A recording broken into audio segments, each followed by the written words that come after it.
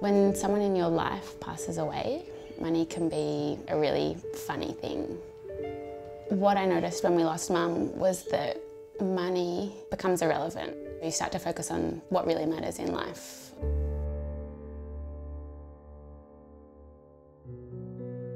When it came to preparing the funeral, everything seemed so funerally and didn't really capture her essence, so I didn't feel comfortable spending money on those types of things because it felt like we were getting sold to.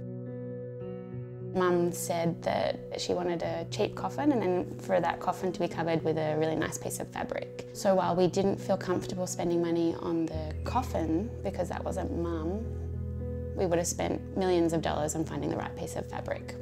Building Airloom, I'm conscious of people spend money against things that enhance that deeply personal experience. Every experience is different.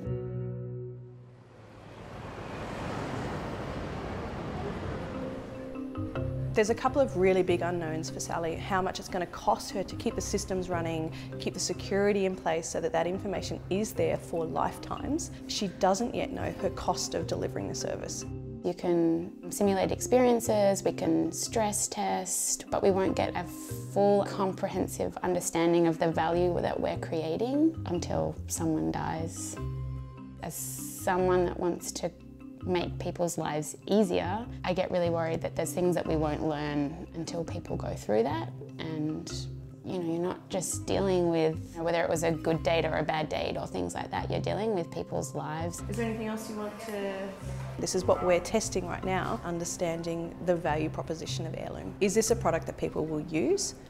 And then the next step is it a product people will pay for?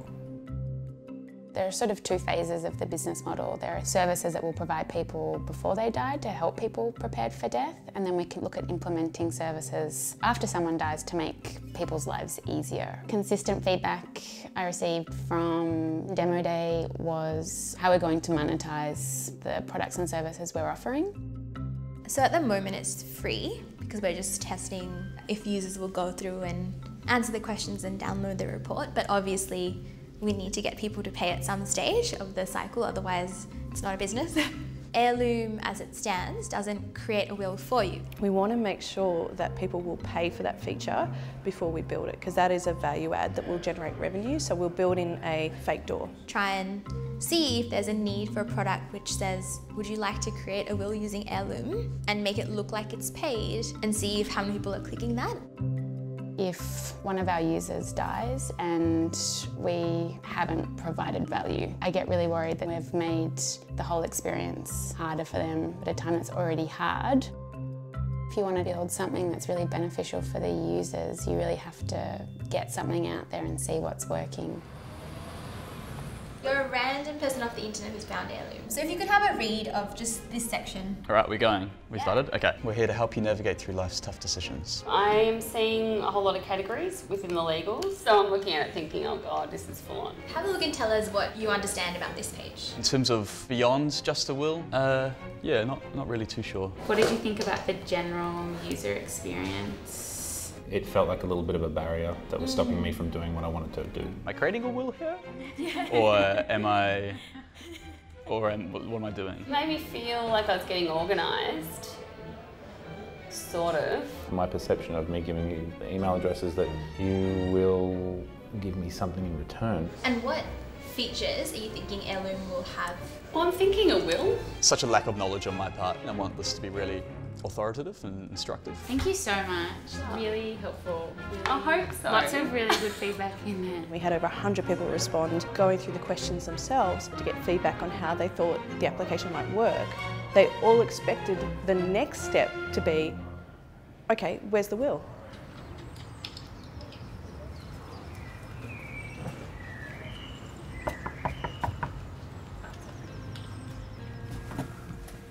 Lots of people thought that they would be able to generate a will through the Airloom app. Initially, or at that point, I was thinking that feature would be added later. You know, you'd have a button that's like, generate a will with Airloom, and then if lots of people are clicking on it, that means that's a feature that we should build in. But then won't people be aware that they're doing a fake trial? so they're not going to actually have a proper response. But after doing the user testing, so many people came to the product and thought that they were going to get a will at the end. Yeah, but what else would they be getting though? It looks like you're going to get something and then you don't. Yeah, I'd be so annoyed.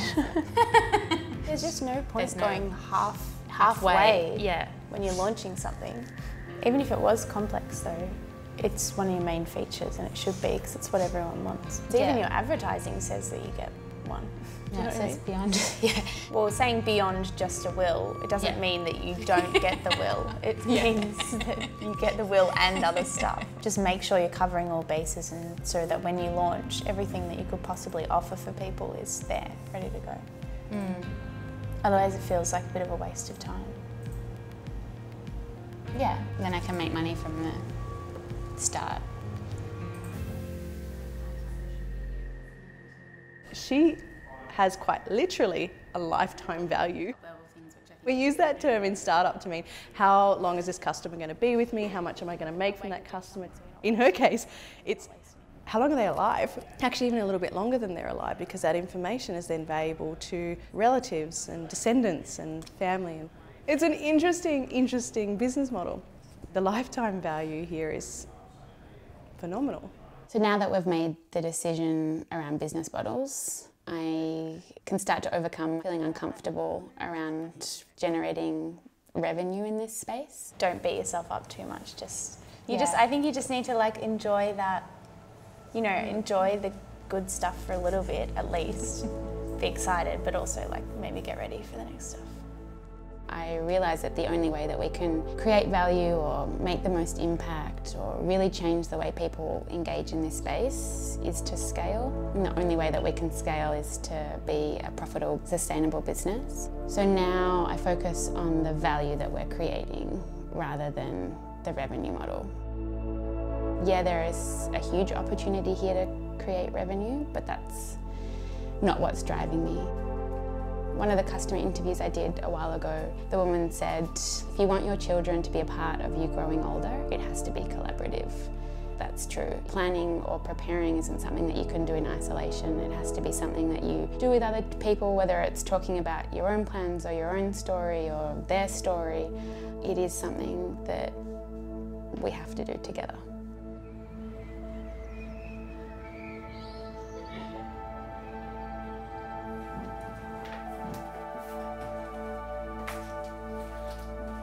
I do get scared that customers will have to die before we learn more. But I've overcome those emotions around that because if a customer has died, it means that they've lived in a life where Airloom existed for them and their family. And that means that their family's lives or their lives will be that little bit easier and they'll know that little bit more than, say, I do about Mum.